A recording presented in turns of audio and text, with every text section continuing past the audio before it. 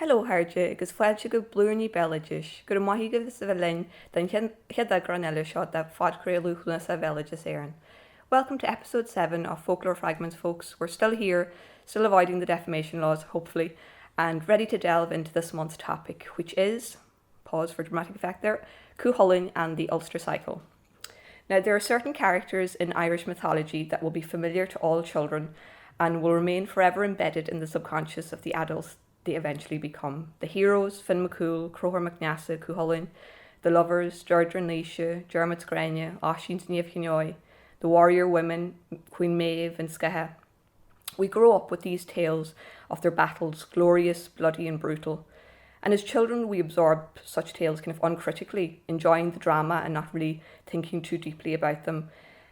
And as adults, they become mere whispers, then no longer explored. And yet there's so much in these tales to chew over, so much that we can actually enjoy more as we grow older, I think.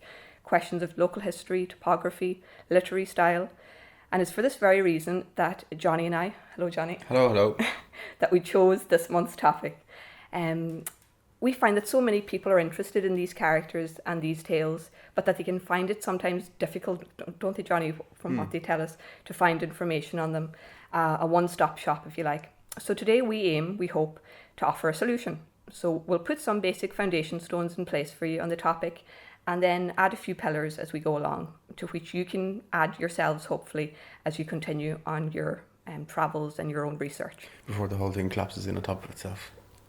It was a fine metaphor until you said that, Jonny. Yes, it was a fine metaphor. Right, so let's jump in and take a look at this corpus of stories that we refer to as the Ulster Cycle, or in the Scialta Ruairta, mar bhíonn Meadhbh sa Gaelic. Right, Jonny, do you want to... I've done a lot of spouting there. Rant. We rant. You have a wee rant now. Yeah, it's one of the Ulster Cycle is one of the main branches of our vernacular literature, the early Irish literature. Mm-hmm. And as you're saying there, like the richness and kind of there's the wealth of material of kind of prose and verse, and the kind of division and panorama presented in some of this literature it's fantastic. It's absolutely amazing, really kind of exciting stuff to go through. But what I often find from talking to friends at times that I'd have, there have been queries, say, from friends where they'd wonder, like, how exactly do these tales interrelate? Mm-hmm. How are they different? Kind of what's the history of them, really, or how do they kind of find even sources to read these stories, or to kind of familiarise themselves with them? And there are certain stories from the Ulster Cycle that we all would have kind of learnt bits and bobs in school about Cú Chulainn, or how he got his name and that sort of stuff. And people have this kind of generally often a dim sense of maybe some of the characters and some of the stories.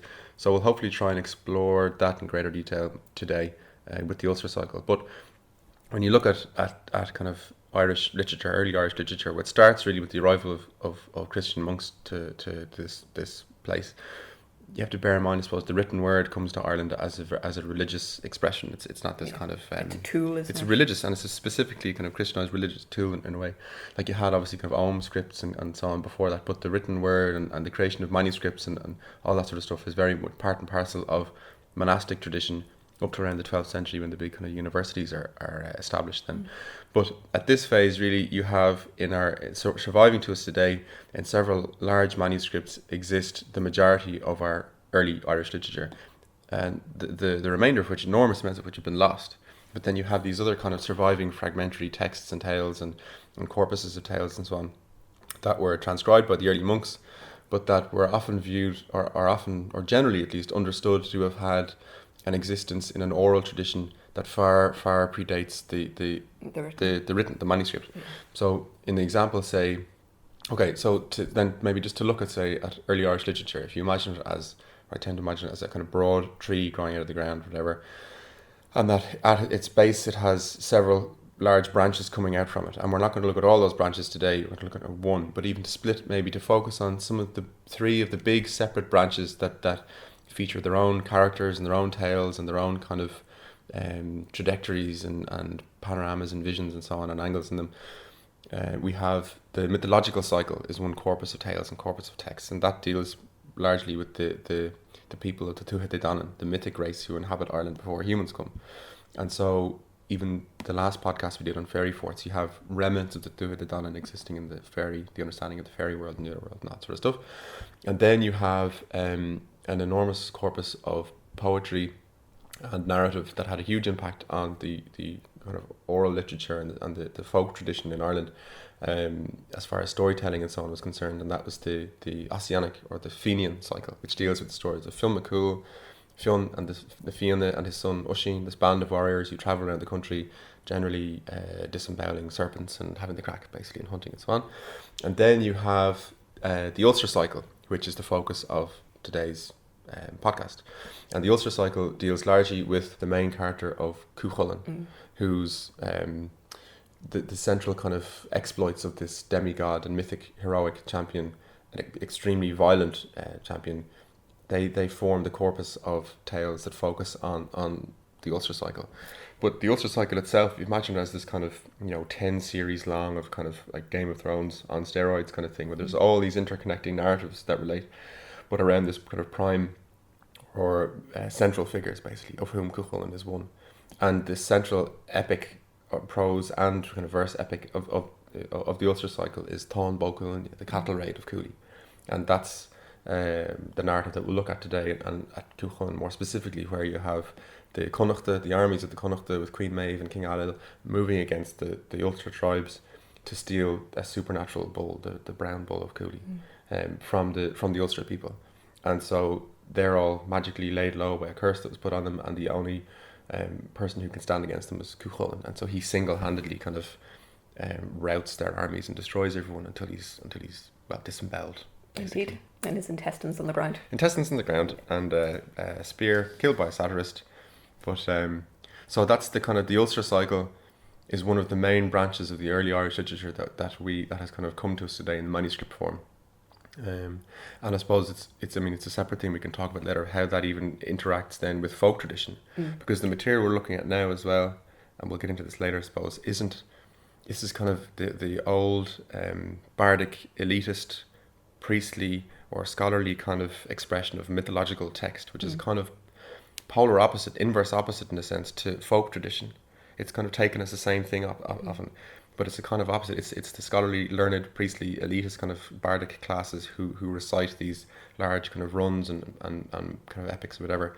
But then, of course, they find their way down into folk tradition, and often these narratives are kind of expressed and recited by particularly skilled individuals. And likewise, the elite expressions that find that these narratives are also drawn from the mass of people, that kind of organic mass, whatever. That kind of it goes both ways in a certain extent. But yeah, this what we're looking at today largely focus on translations from these early manuscripts. And that's actually and lots of the problems that come along with that. Yeah, that's a good point actually that we should state at the outset, that myself and Jonny are working from translations. We did not spend hours in the Royal Irish Academy. No, we should have said that we did. Yeah. We should have said that we did. Of course we did. But I'm working from the Carson translation of the Táin, and Jonny's working from Thomas Kinsella's. Yeah, probably with the great Louis de Brockie illustrations. Yes, yeah. So we are working from translations, and even just speaking amongst ourselves, we found it interesting how both authors approached the subject and how different episodes were represented in the varying books we used. So just to bear in mind that what we read and what we're interpreting is by way of English translation, but like a lot of it even was said even with the translations.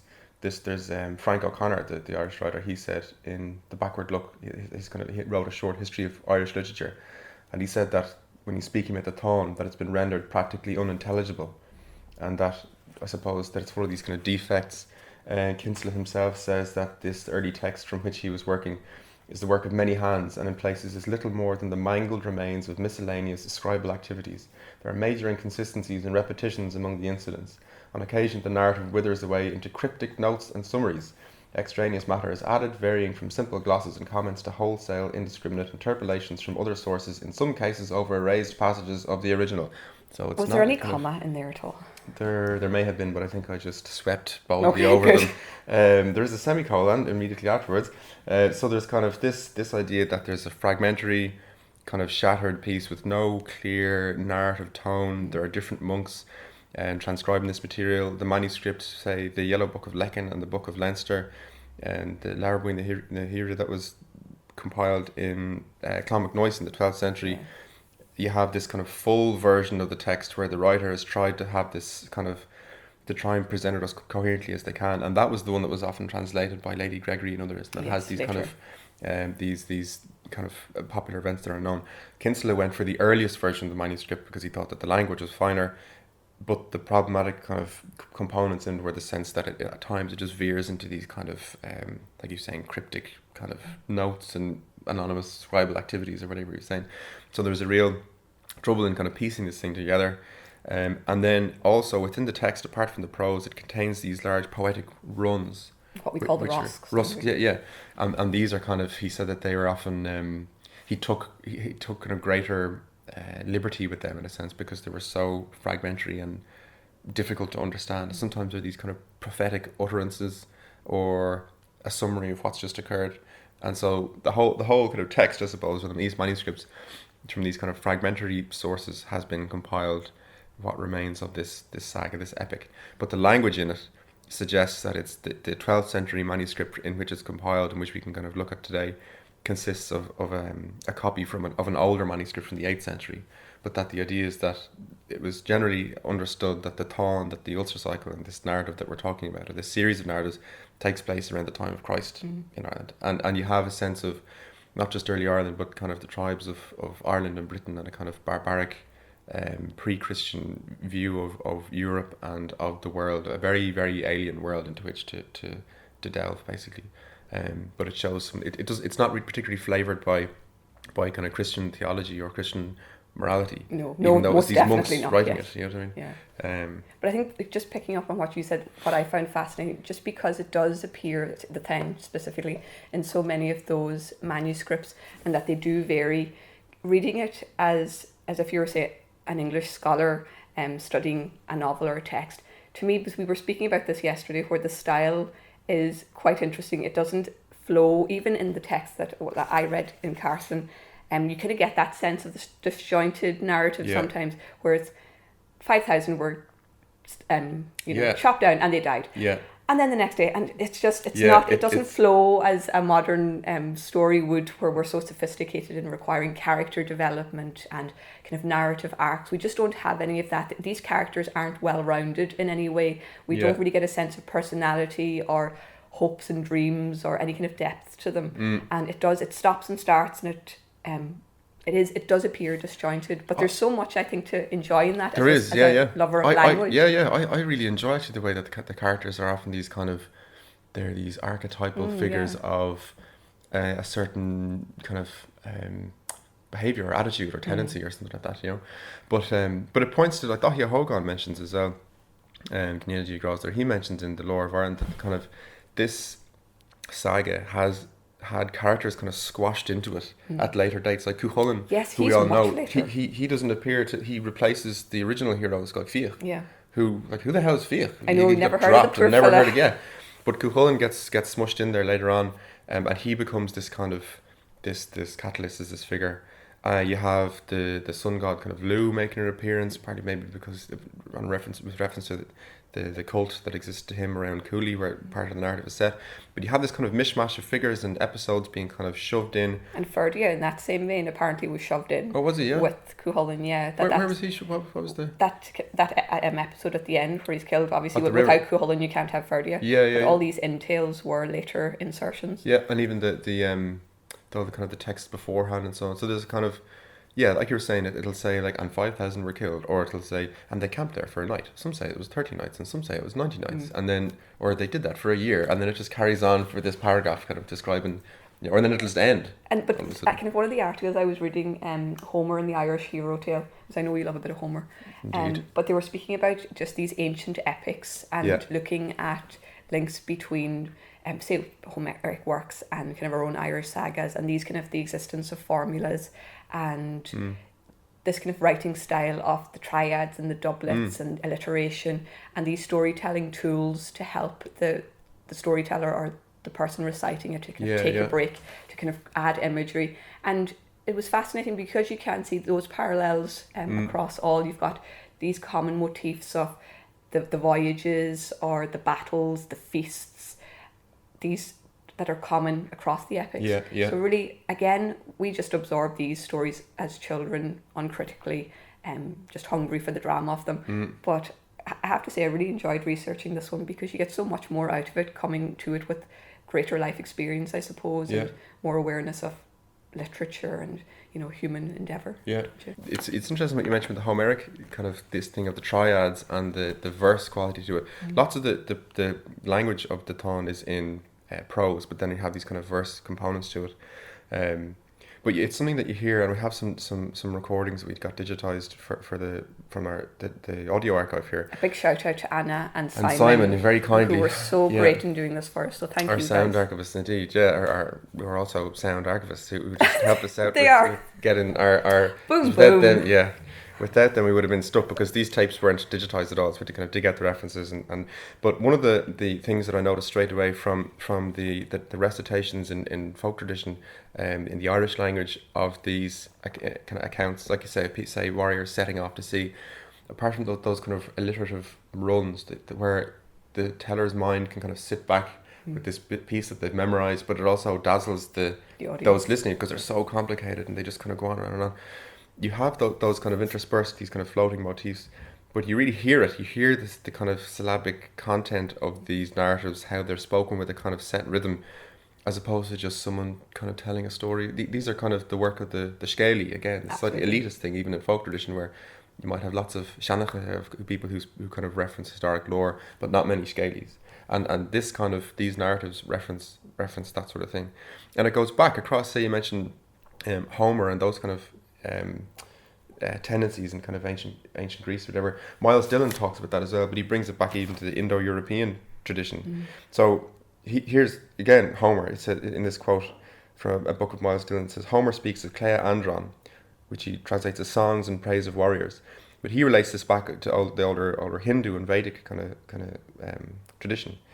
And he also says, I'm probably pronouncing this totally incorrectly, Naram Samsya, with the same meaning. So these songs in praise of warriors.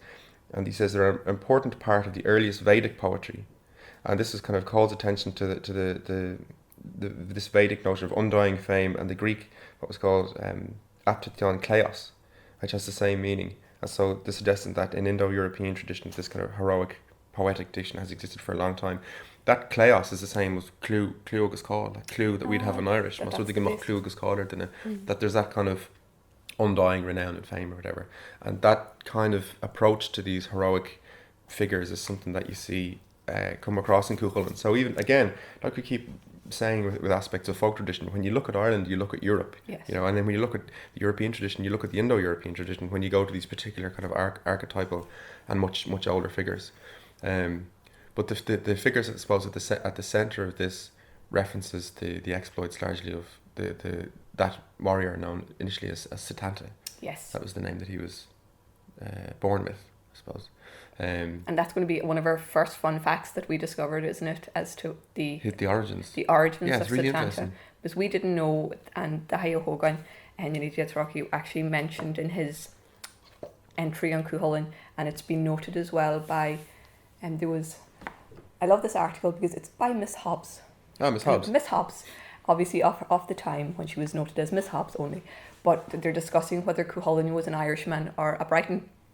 And at first I thought, what are they talking about? And apparently there was a Brittonic tribe by the name of the Setanti, which was thought to have its seat in Lancashire at the mouth of the Mersey. And obviously, if geographically, you can imagine that migration from the Louth area across would have been possible. Yeah. And that this theory exists that Cú Chulainn may have had roots with this tribe, hence the name Setanta or Shidentha, apparently was the pronunciation of it, yeah. So that this link with this British tribe already is British the right term? Yeah, that would speaking of tribe even from early Britain, yeah. So that this link could have existed, that although he may not necessarily have been born there, that his roots or his ancestors could have migrated across to Ireland and to his own, is it Morhimne? Morhimne, yeah, the plain in County Louth, yeah. Where he was most associated with. And to my mind, I just always absorbed it. Satanta, that was his name, fine. But that these possible links with this Satanti tribe exist. Yeah, Ptolemy mentions him. He's the 2nd century geographer, and he says that this tribe live in Lancashire. And then they have their deity, Syntonatios, who means wayfarer. And so you have this figure of Satanta, and there's another Irish text that refers to the shade in his name, referring to a route or a road, and the idea that he's then a chariot warrior. He's this hero, and so you have this tribe, these people in Lancashire. The idea is that there's this Satanti over in Lancashire, and that they bring the technology of the kind of smithcraft that relates specifically to the war chariot, and they have this figure, Saint Natios, as the head of their cult, one of their deities, and that this kind of Satanta figure, largely this kind of wayfarer or road-faring warrior, is one on a chariot, and that's one of the main motifs that we see in the Táin time and again. It's Cú Chulainn going around in his chariot, and that he further mentioned as well, that the Cú Chulainn, apart from the name derived popularly that in these texts, meant that Cole meant chariot, and so that he's the warrior of the smith, in the sense he's the chariot warrior, as opposed to the Hound of Cullen, which is which is the simpler narrative that comes in later that we would know as children. But it's fantastically interesting again that you have this again these tribes from between Britain and Ireland, or of these islands essentially, in bringing with them the war chariot and the battle chariot and so on, that features so heavily in this material. So you really get an impression, in a sense, of this kind of early Ireland, early Britain, early Europe when you go through this particular this set of tales, these narratives. It was kind of traditionally at that period we would have been like racially, linguistically, even culturally very linked in these islands. Absolutely. So I mean we still are. That is absolutely the case. You know what I mean? It's like that's still if you take the different kind of tribes, linguistic relations, the PQ split between the kind of the older between Welsh, Cornish and Manx and Scots Gaelic and Irish and so on. But even the older kind of forms, again, you can trace this across even into English, Old English, the Germanic traditions, and again, as Miles Dillon mentions, the older Indo-European kind of bardic and epics of these kind of this warrior elite kind of trampling around. Basically, this is part of that kind of civilizational inheritance that comes down to us today, largely through these manuscripts, but that also kind of resonates in other kind of older kind of, I suppose, archetypes and symbols, basically. But that's one of the things we'll probably touch on as we were reading. Again, Cú Chulainn is known to us, but he's known in Scotland. He's known in the Isle of Man, because you know my soft spot for Scotland. Indeed. So obviously the island of Skye, which we'll talk about, was where he trained with the great warrior tutor Scaha, who happened to be a woman, saying nothing. But then equally, he at one point fell in love, didn't he, with the daughter of would he have been the king of the Isle of Man? Lear McMahon. Right, I didn't know that. Yeah, Fan, I think Fann. Oh. So again, when I speak to kind of friends in Scotland, or I would have asked, what do you know about? They would know obviously Finn McCool, and they would know Cú Chulainn, because our tales tell of Cú Chulainn going to that side to train, and their tales then pick up. And when this Irish man came, and so we'll talk about topography as a huge aspect of the Táin, because of how place names came about and how each episode creates its own line of place names. But equally in the Isle of Skye, that lovely book I was talking about earlier from 1923, The Place Names of Skye and Nearby Islands by William Alexander Forbes. And he goes through a huge list of place names on Skye, but obviously one of them is Dunski, which is the fort of gloom, or the shadowy fort. Amazing. But associated in their kind of folklore with Scaha, or this warrior tutor, and they know that Cú Chulainn came to train there, and they actually have a saying in the Isle of Skye, which I didn't know but I love. It's Hola Cú Chulainn, so as strong as Cú Chulainn, and they have that because he is as much a part of their folklore as of ours. And equally so, I imagine, in the Isle of Man. I know we have some lovely Isle of Man listeners, so they can correct me if I'm wrong, but that they would equally know of Cú Chulainn and those characters. And don't you have Cullen's Peaks in the Isle of Skye? You do indeed, yeah, that's right. Absolutely, these huge, impressively. He got around. Beautiful. He did. Fair play to him. He did. But so you have, there's a kind of the one of some of the oldest examples of Irish literature, bringing in and combining aspects of kind of the broader European context and Indo-European context that find expression in this kind of archetypal demigod, heroic, mythic champion who's fated to a life of kind of fame and renown, but also a very short life, which he gladly accepts. And I suppose, so the figure is called Setanta, and that's the kind of the youth. And part of this kind of the narrative surrounding him, I suppose, of becoming Cú Chulainn is related. In the context of the Táin, as these armies are marching against Ulster, an exiled king from Ulster is marching with the armies of the Connacht as they're marching kind of eastward into Ulster. And it's like this kind of apocalypse now thing where they're going deeper and deeper into the jungle, and this king is describing Cú Chulainn and all his kind of boyhood deeds and exploits. Because he was very close to Cú Chulainn, because he was the whole thing of foster fathers and foster sons and foster brothers is huge in the Táin, and can confuse a reader sometimes. Yeah. But Fergus would have been classed as a foster father, or a tutor at least, to Cú Chulainn, so they were very close. They were really close. And so he's recounting all these deeds as these armies march across, and meanwhile Cú Chulainn himself is leaving these signs in the landscape and challenges to these warriors, and to say that they can't pass, they're bound by these kind of rules of honour unless they can, a similar warrior can do a similar feat, whatever.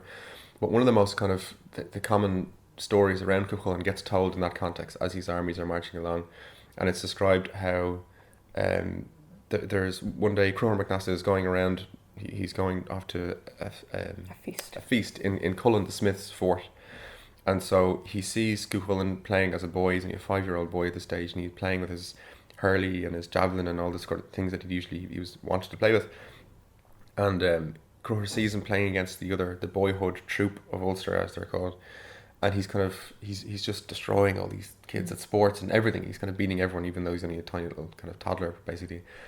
And so Cruthar stops, and Cruthar is his uncle, this High King as well. Yes. And so he invites him along to this feast later, and Setanta explains that he's not done enough with his playing yet, or whatever. He'll follow them along. So Cruthar MacNasa goes on to this feast, and Cullen the Smith, all these warriors are kind of gathered in to the fort, and Cullen says to him, "Is there anyone else who's meant to come along?" And Cruthar forgets the invitation he extended to the young boy, and he says, "No, there's no one else." So Cullen releases his hound, who needs 3 huge chains to kind of keep him at bay or whatever. So they lock up the fort and release this hound, and then Setanta comes along playing with his hurley and his slither and all sorts of stuff, and his little javelin, as he does, throwing them in the air and catching them before they land and all sorts of stuff. And the dog, he suddenly is met with this kind of terribly ferocious dog, and all the warriors in the fort hear this kind of cry and think, "Oh shit!" They remember kind of what's occurred. The boy's been killed. Yeah. They all step outside and they see that the boy has taken the dog and bashed its brains out against a rock. Or in other instances, as one particularly diligent scribe or monk mentions it, that in other versions he hits the slither down the throat of the dog and disembowels, and its entrails are everywhere, and all these kind of gory descriptions. And all of the kind of the heroes and warriors of Ulster are greatly kind of pleased by this, that the boy has survived, but Cullen himself is greatly dismayed and upset because the dog that protected his flocks and his family and everything and all these warriors has been killed. And so Setanta offers himself as in place of that he would be the Hound of Cullen. He would protect his flocks, protect his family, and protect the whole plain, protect everyone. And he's going to train a Whelp of that same breed until it can do the job of its sire, basically. And so all of the warriors recognise that's his first deed of valour. And so from then he gets the name Cú Chulainn, or the Hound of Cullen. That's where he takes his kind of this name, basically, that is then fated to kind of be on the lips of people and survive in Ireland and forever, basically. And we're still talking about about him through 2017. But that's one of the kind of ones that say you would have maybe learnt in school. Often there'd be this sense of like, oh, Cú Chulainn was this little kid, and he killed a dog or something like that. Yeah. But it's a tiny part. That story is told in the context of these armies marching along, and it's kind of breaking up the narrative. And while they're trying to go down all these little, laneways and hidden roads to avoid Cú Chulainn through the lonely places in Ulster, these stories are being related. So there's a terrifying sense of like, who is this person? And he's leaving these signs in the landscape all the time and kind of picking them off and killing them, and he's just one man on his own, basically. But that's the first of the kind of the major, I guess, episodes that made it into popular oral literature as well. Actually, I'll if one of these recordings that can give an example of that, I'll play it for a minute, because narratives regarding Cú Chulainn didn't really or the Ulster Cycle itself didn't make it into folk tradition in a huge way, not the way the Fenian Not the Cycle way did. that the Finn McCool stories would know. But certain episodic kind of pieces did, and so this is one of them. This is Sean O'Henry, who's fantastic. John Henry in Kilgalligan, Carrick in Northwest County Mayo. And there's amazing material of John Henry and Seamus O'Cahan on sitting on the beach on YouTube. Oh, I've seen the BBC this. documentary yes, we about did the kind of photograph recently with them. yeah. Yes. I think it's the thing on YouTube. If you want to search it, it might be titled Ireland's Last Monoglot or something like that. That's the title for the video. But it actually gives an indication that'd be good in the context of this podcast. He shows the run where he describes warriors setting forth, whatever.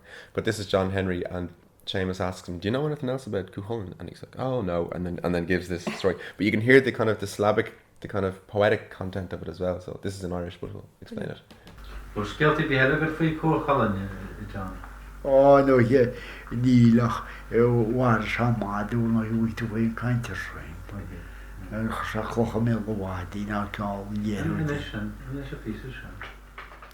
Vi reimor alles ni vedra ni wer tiger bich vi Cú Chulainn jaar wai. A chanig shagdi tahri sho. Us die sha falsta. Glan late door te reina skiel ma mocht kuntig in die. Vi kuntig in je ri us die se de seal vol. Och vi calwane koos vi ni ra levo beri. Nach er hanike cal mor shagdi Cú Chulainn. Vi bal mittel na la vi Cú Chulainn. Was ni jaar gaan jeri hoort. Was chorsham bal mittel stach meel goed. Was she's na monel was water. She made we him she finish. Ano itagilorde nach. Tagilorde skelt us dali kevnur. We him afado huni. So that's John Henry, and he's reciting, and he mentions this kind of this metal, this slither or whatever, that Cú Chulainn uses to kill this hound, and that's how he gets his name. So this is one of the kind of the items from the Táin, from the Ulster Cycle, that made it into popular folk tradition in the sense of this kind of narrative. And this is Mícheál Buil from Rana Ferste, and this was recorded in 1961 by Leo Corduff. I think it was Leo Corduff anyway. And this is, again, he's referencing how Cú Chulainn got his name, and he had that sense of this kind of verse being this material is a kind of recitation in a way. Mo war me se do chu be me hen mo chu go an anad agus go déni smó hegle mo yanu lat na go nartar de hai har.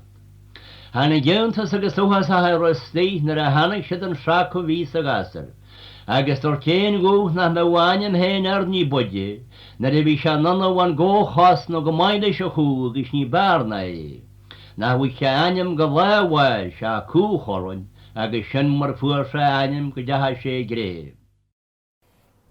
That to me is the first thing. Obviously, it's my dialect, but a prayer just came into my head.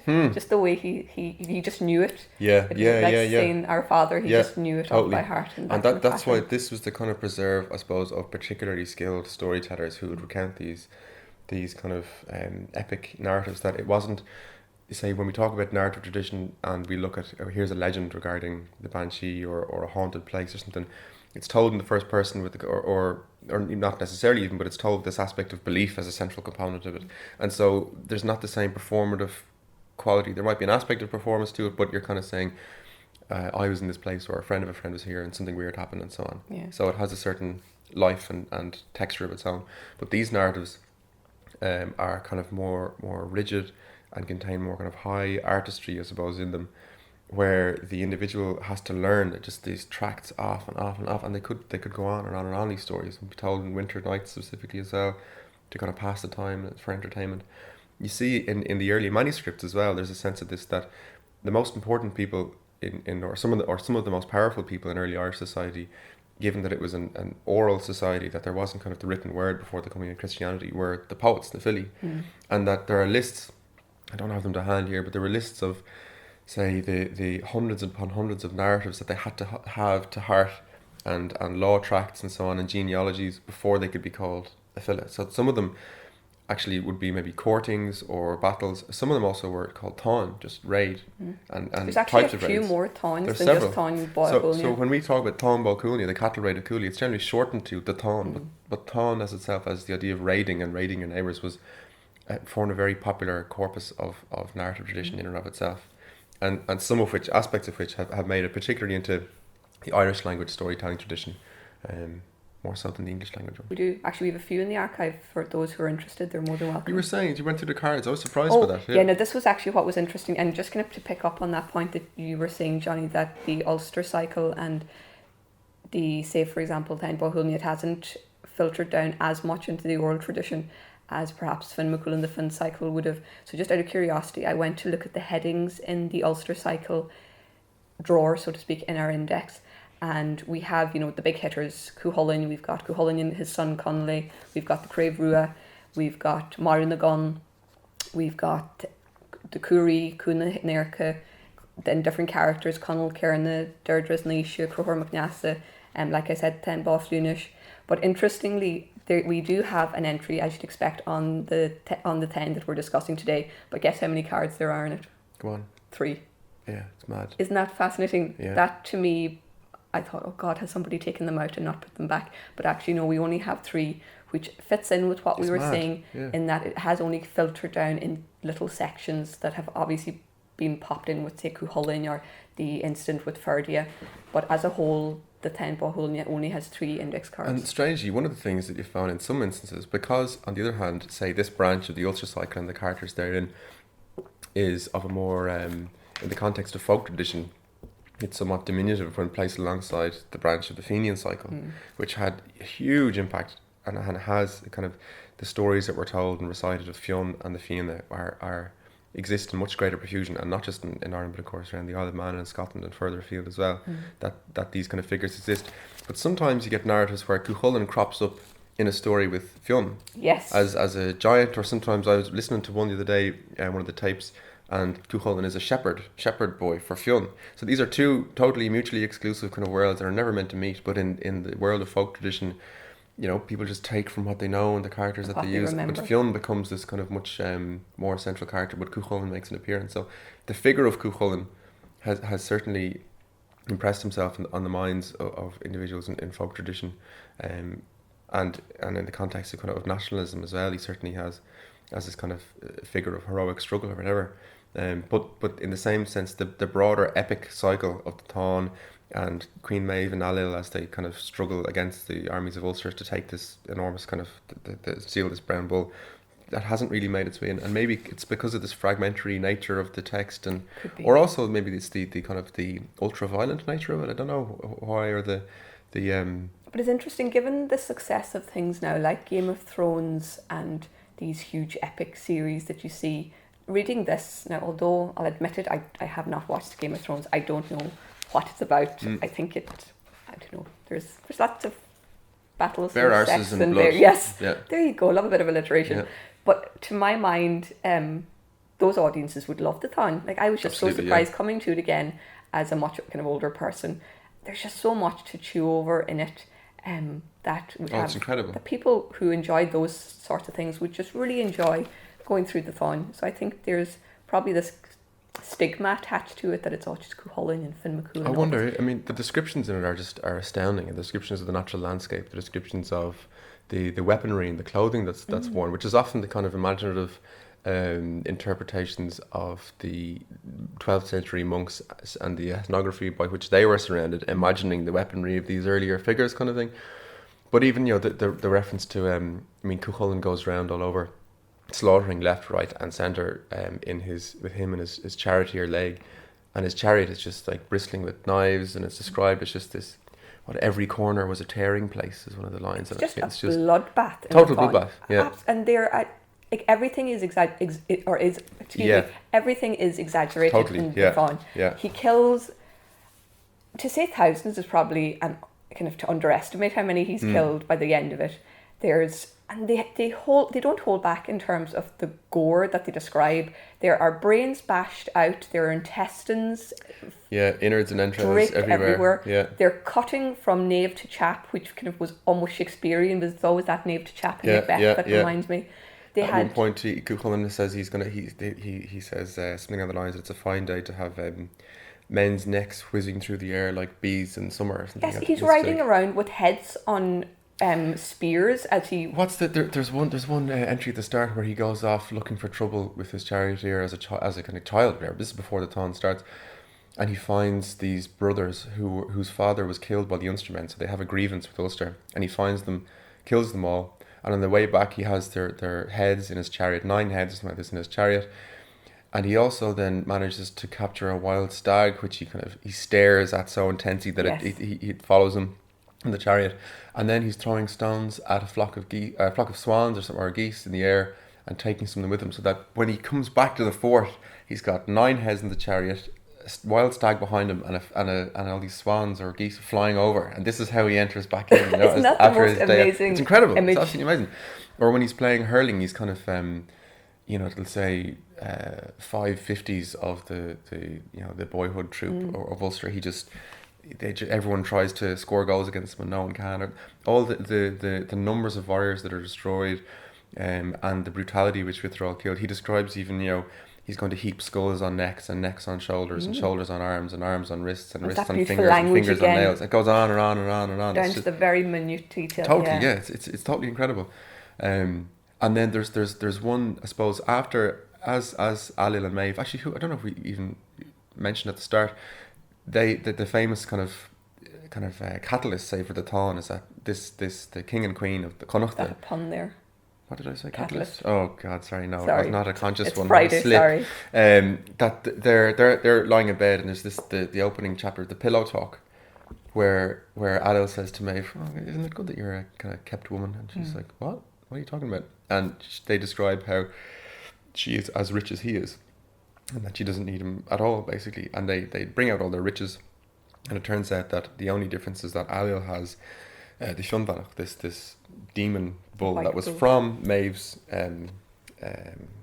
herd, but it went over to his herd. And she now needs to get its counterpart. And there's a really interesting story to the creation of those 2 bulls, these kind of supernatural figures who are always warring and struggling or whatever. But as those figures are marching across the Connacht, the Connacht are marching to Ulster to steal these bulls and to take them by force against the soldiers of Ulster who are laid low with this been affected by the spell, basically, so they can't, they're as weak as women in childbirth, they can't Defend themselves at all on account of this curse that was put on them. Cú Chulainn is kind of going around, murdering all these warriors, leaving signs in the natural landscape as they march along. And you often have these accounts where he fights in single combat as the rest of the armies watch. Just this old kind of, seem to be references, it suggested, to archaic practices regarding kind of warriorship. They're all bound by these kind of laws of honour, what they can do and can't do and so on.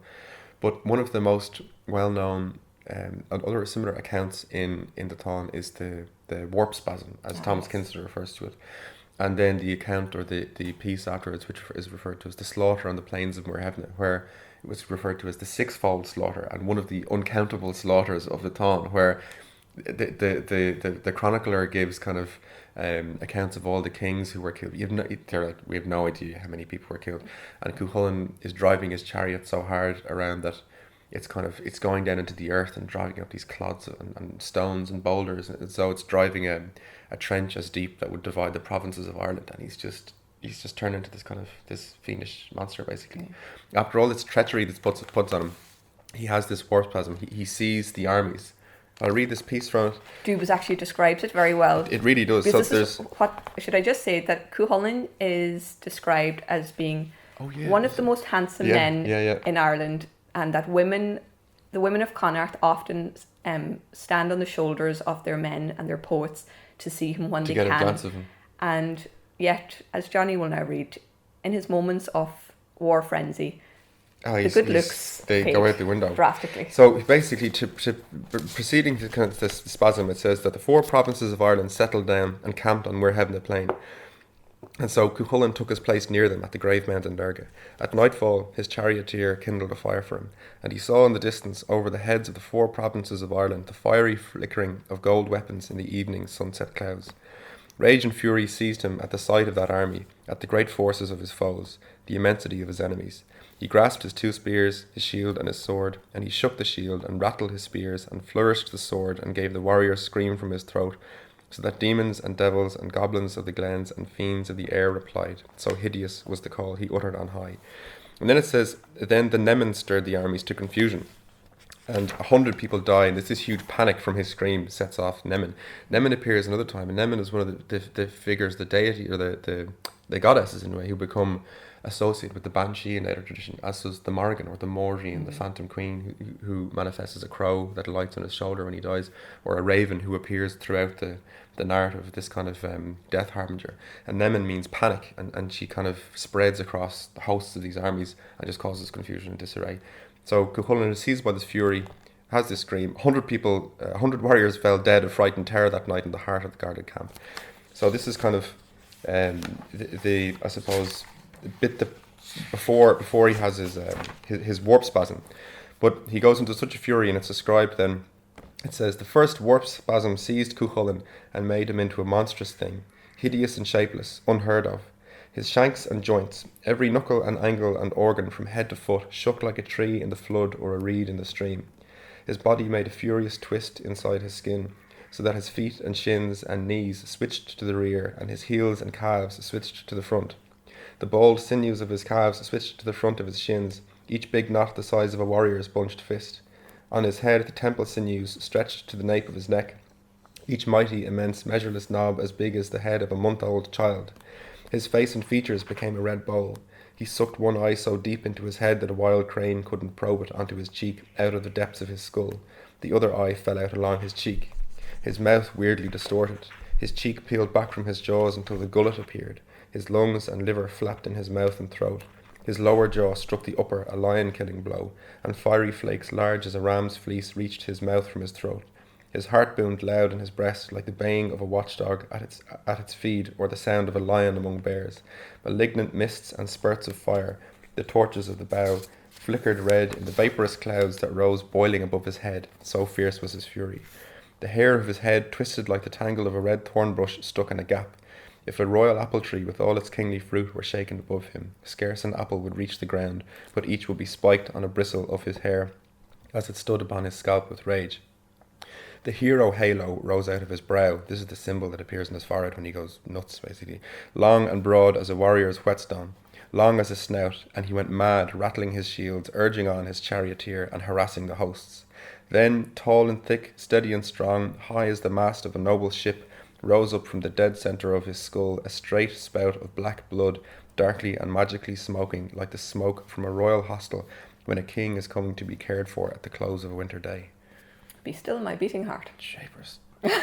It's amazing, isn't it? What an amazing description. But you remember there was one episode where he has one of those as a child. Yeah. And on the field of yeah, play. and do you know how they calm him when he's They trying? put him in the vats of water. Yes, but they bring out all the women of Oh, Ulster to bare their breasts, naked. and he hides his countenance. They say with shame, and Yes. then they put him in the vats of water. The first one explodes, the second one boils, and the third one cools them. cools and down. then he goes yeah. and sits on Croher On McNass's Cooper's knee. Yeah, he sits in the king's knee. Amazing. Just calm down now. Yeah. Calm down. So that's his war spasm, and then this is when the sixfold slaughter starts, and there's just bodies heaped on bodies, and it kind of, I mean, I won't even go through the reading of it, but it's an incredible, the description of the physicality, the very, there's not a stuffy attitude in the Táin at all to the body or to death or violence or sex or any of these kind of things, and not at all. There is no flavour of kind of Christendom really to be found in it, or at least not an overbearing one, anyway, I would say. But the next day after that, he figures that after his warp spasm that he hasn't shown enough of himself, so he parades himself in front of his enemy's armies, and that's when the women are kind of clamouring up to have a look. What does he look like? And it describes him as being kind of how unbearably gorgeous he is, but he's got 7 pupils in each eye And 7 fingers. 7 fingers, yeah. and he's like, yeah, you're pretty gorgeous there, Cú Chulainn. He sounds like this absolute kind of maniacal figure, basically. But that's one of the things I just wanted to touch on for people who, again, just trying to look at this more critically and what we can explore further about Cú Chulainn and the Táin. There's an article that explores whether he was god, man, or animal. And it's fascinating because it kind of looks at these links. So again, when you see things like the warp spasm, as Kinsella calls it, or the torque, as Carson calls it, this kind of transformation, and his known supernatural links with the other world, that he can live these 2 lives when Lou, his protector, comes. He's his father, yeah. And as we know, kind of another world figure. So people, scholars have looked at this idea of, not Finn, but Cú Chulainn as another world being, whether he is a god. They then look at his more human moments when he shows pain or shows weakness. We know that he needs to sleep for 3 days because he is so tired and wounded. We know that he's very human traits like jealousy from other stories in the Ulster Cycle. And then this interesting link with animals, because obviously we associate him with laterally the Hound of Ulster. He's associated with the horses, those foals in that kind of first original birth story when he's supposedly begotten, that he's discovered with 2 foals that travel with him kind of throughout most of his life. He's associated with deers as well. And what else? There's certainly a lot of bird lore associated with Cú Chulainn as you go through some of the stories.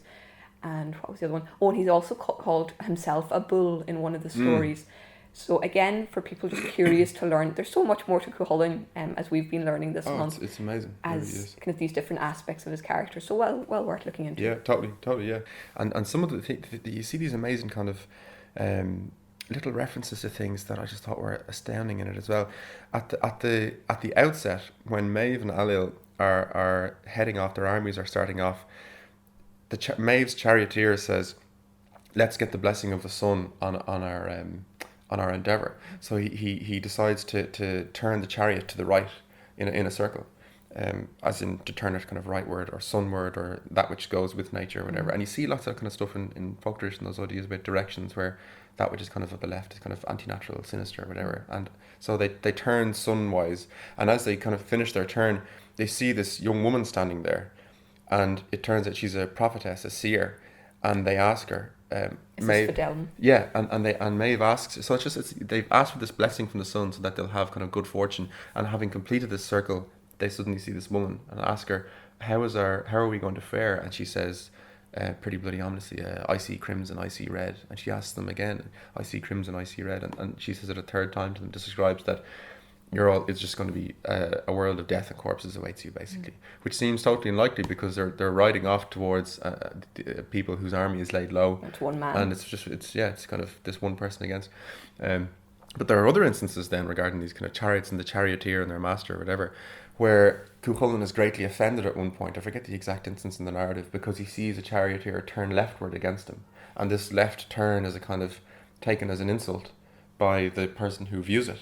So these kind of strange, symbolic aspects or kind of laws of honour and different codes that seem totally alien to us now in many ways, but some of which perhaps have echoes in folk tradition, although it's very, very dangerous to kind of posit these links between such disparate kind of...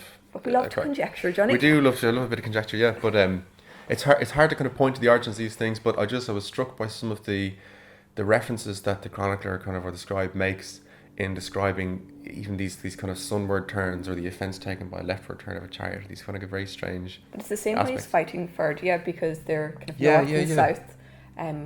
Because he's in the north of the fort and Ferdy is in the south. So again, left, right, north, south, clockwise, the direction of the sun. We just need to understand how to read these hidden codes. Really. What was the quote you were reading earlier on that kind of, I guess it warns against that? Stiff Thompson. I love a quote, as you know, because there are people who will always say it better than I can. So this is Stiff Thompson writing about literary interpretation, which I just found very relevant to this, so I thought I'd read it out.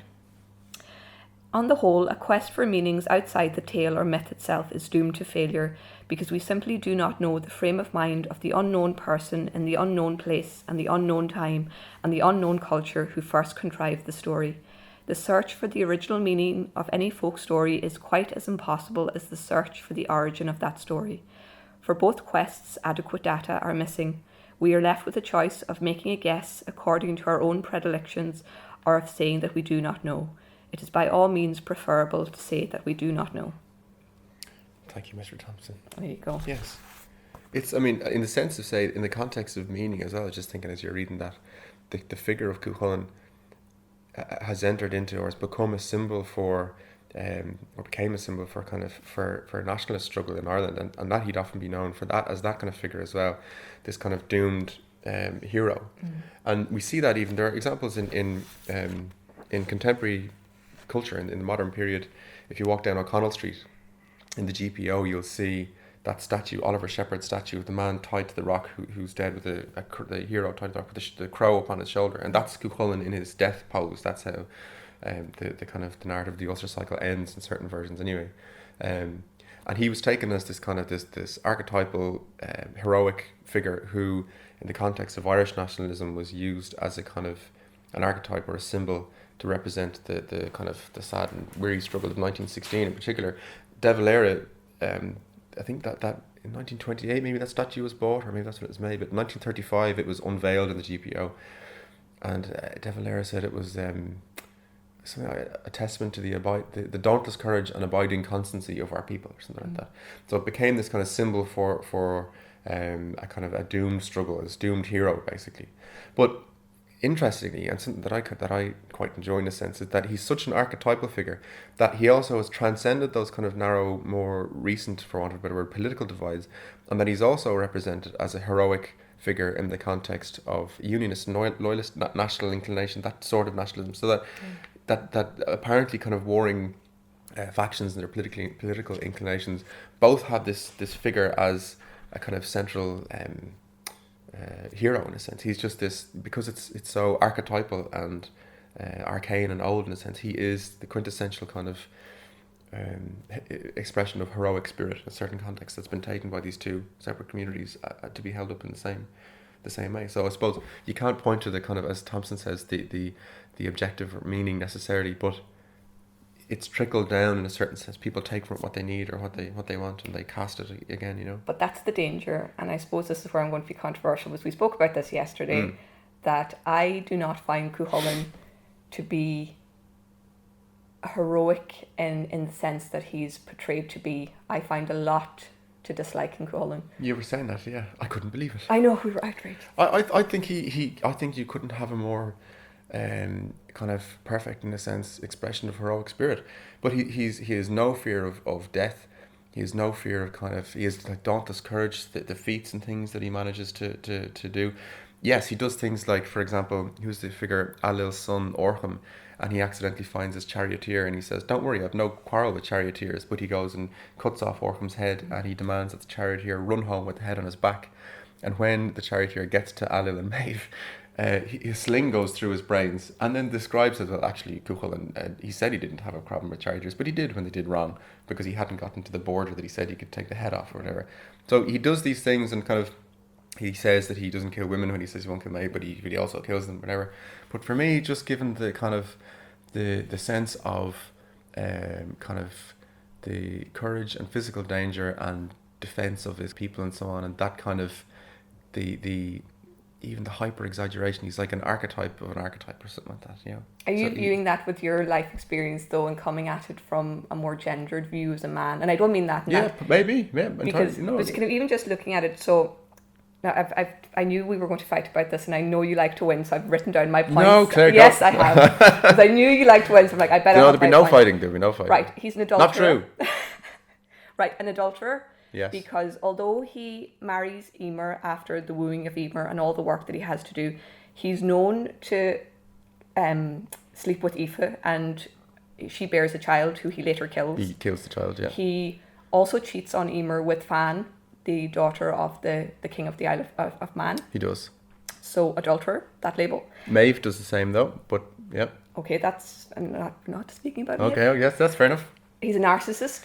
I don't think he's a narcissist. He's not arrogant. No, I'll come to this. Okay. So we were chatting about this, that he wants fame. This is where it all begins. He hears the prophecy by Carwood saying that whoever shall take up arms today will be known, their fame will be known in Ireland forever. Yeah. But he will live for only a short time.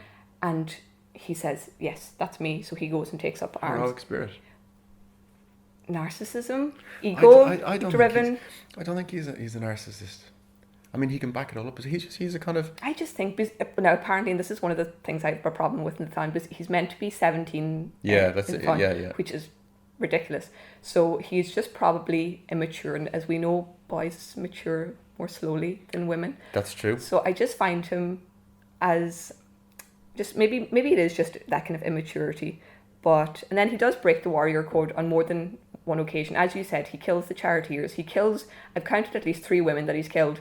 And also, the really thing that annoys me, that you can't wake him up And he killed the servant just killed because the servant 'cause he woke him up. Yeah. And his head and his feet have to be equal Level. distance from the ground when he sleeps. before he sleeps. Yeah. It's a little bit unreasonable, maybe. But I would say that's just the nature of. So he's not a perfect hero by No, any he's not. stretch. He's not. But insofar as he's just a symbol of violent struggle and that courage and so on that manifests, for me, that's kind of the embodiment of heroic spirit in that sense. It doesn't make him a kind of a lovely guy in this kind of sense or any kind of Christianized view of things or something like that. But in the context of the narrative, I don't find myself being like, oh, go on, don't do that. Don't, they're all at it. They're all kind of either deceiving each other or using trickery against one another. They're all these kind of very questionable characters who are overcome And even the with women, rage as you said, some like Maeve is appalling. Maeve is she's amazing. She's an awful character. Yeah, but she's amazing as well. Just the kind of Machiavellian. Yeah, totally. Yeah, absolutely. And all these kind of false promises of peace and the treachery and so on, and turning people against each other and it's and offering the friendship of her thighs a lot to every Tom, Dick, and yeah, Harry. amazing. Which to me at first I thought, is that a gendered? Oh my God, poor Maeve having to do this. But then actually I think she enjoys it. Oh, and she's more just of her steering. empowerment. She's just like she's steering in different ways and so on. And stirring the she's pot. an amazing figure. But yeah, I mean, if you're to try to apply the kind of contemporary, many of the kind of the values of contemporary liberalism or something like this to this text, like you're going to find yourself upside down and inside out and back to front or whatever. You just, it's not going to work, but for the imaginative kind of fervor and power and the dramatic display and the panoramas presented within it and even the sheer the violence of it, it is just this. It is an epic is the only way to describe it, I suppose. Do you want to finish with the reading or something like that? Was there a bit that you wanted to? We were going to do our two favourite bits actually this week, weren't we? Rather than our kind of treat from the archive, we just thought because the story is so rich that we would choose our own favourite parts. So did you want to read yours? Yeah. Lovely. What have you got? Because I didn't tell you what. Or no, I did tell you what bit I had. Is this our surprise? So what bit did you have? My favourite piece out of this precedes the Táin. There's a story of kind of how the bulls were begotten, and there's this quarrel between these two pig keepers. There's these two magic pig keepers whose kings both have bad blood with one another, and their people set them against one another with lies and treachery. They say that they tell one that the other has been telling lies about him, saying he's more powerful. And so this basically, they begin to use their spells against one another to see just who is more powerful than the next. And then enmity grows between them. And then they become, basically they change into two birds that quarrel over the plains for a year. And then they turn into two sea monsters that are seen devouring each other in lakes for years. And then they turn into two dragons that pour snow down on each other's towns for a year. And then they become two phantoms and scare the crap out of each other for a year. And then they're phantoms of the air, monsters of the air for a year. And then they fall from the air as maggots into the field and are eaten by these two cows. And from those cows are born Dun and Fionn, who are these old deities as well, dark and light, basically. These two figures who are kind of fated to be in eternal combat the whole time. But there's this amazing description, and these become the bulls that the whole Táin is centered around, these two figures who eventually have this battle and kind of kill each other, where they both die. But this is a description of the brown bull, of Dun, and it says, "This was the brown bull of Cuailgne, dark brown, dire, haughty, with young health, horrific, overwhelming, ferocious, full of craft, furious, fiery flanks narrow, brave, brutal, thick-breasted, curly browed head cocked high, growling and eyes glaring, tough-maned neck thick and strong, snorting mighty in muzzle and eye, with a true bull's brow and a wave's charge and a royal wrath, the rush of a bear and a beast's rage and a bandit's stab and a lion's fury. 30 grown boys could take their place from rump to nape, a hero to his herd at morning, foolhardy at the herd's head, to his cows the beloved, to husbandman a prop, the father of great beasts, overlooks the ox of the earth."